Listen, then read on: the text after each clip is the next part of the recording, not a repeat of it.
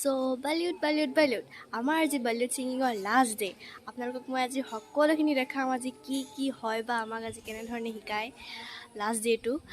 আৰু ছাৰ মেমহঁতে বহুত কষ্ট কৰি আমাক আজি মানে শিকাইছে 3 দিন কৰ্মশালাৰ ত' আপোনালোকক মই আজি দেখাই থাকিম আজি আমাক কি শিকায় অ'কে বলকচোন এতিয়া চাওঁ আমাৰ আজি কি ধৰণে শিকায় ৱৰ্কশ্বপটো কৰি মোৰ বিৰাট ভাল লাগিছে মৰাণলৈ আহি বিৰাট ভাল লাগিছে মই যোৱা বছৰো আহিছিলোঁ আৰু এই বছৰ আহিও মোৰ খুব ভাল লাগিছে ইমানখিনি মানে শিশুৰ লগত অথচ আৰু ডাঙৰ ছাত্ৰ ছাত্ৰীও আছে গতিকে সকলোৰে লগত বলিউডৰ গান বাজনা vocal grooming techniques music therapy সকলোবিলাক মানে আলোচনা কৰি আৰু বিশেষকৈ আৰু মৰাণলৈ আহি সঁচাই খুব ভাল লাগিল থেংক ইউ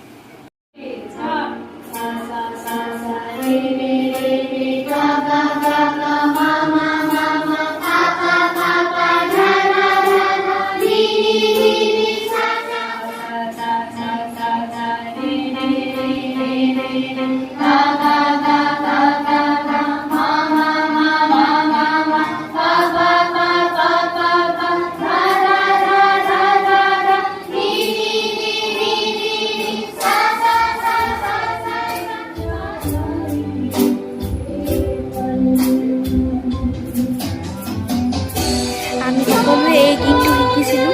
আৰু সকলোৱে এই গীতটো সুৰ মিলাই গাইছিলোঁ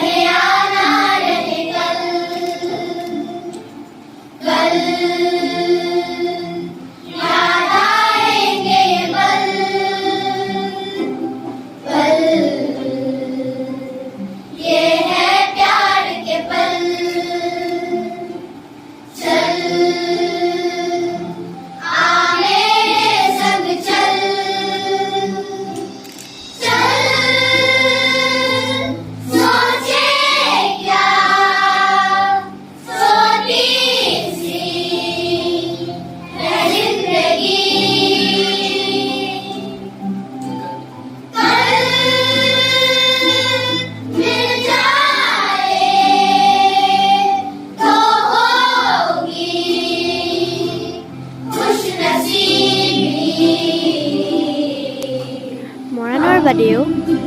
আৰু বহু দূৰৰ পৰা আহিছিল মোৰ বন্ধু বান্ধৱীসকল এই 3 দিনীয়া কৰ্মশালালৈ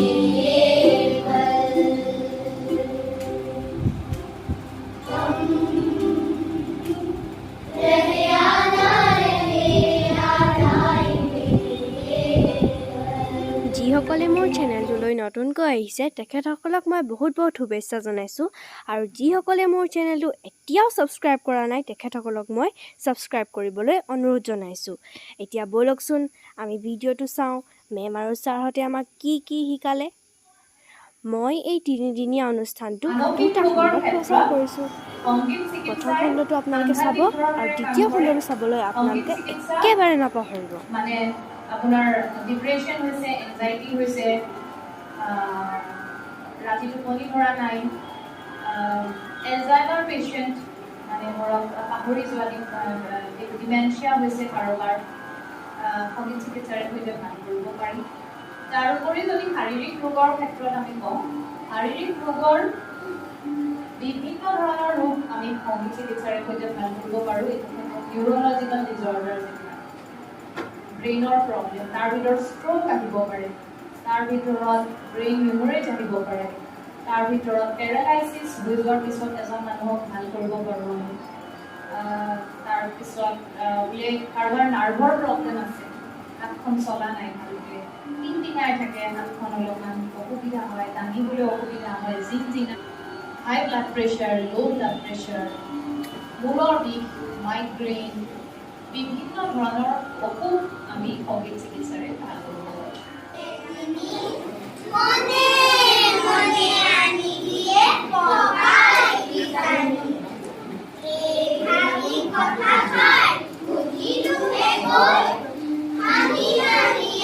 Studio Rong and Rhythm Center of Music আয়োজন কৰা Bollywood singing and voice grooming techniques and voice ৰেচিটেশ্যনত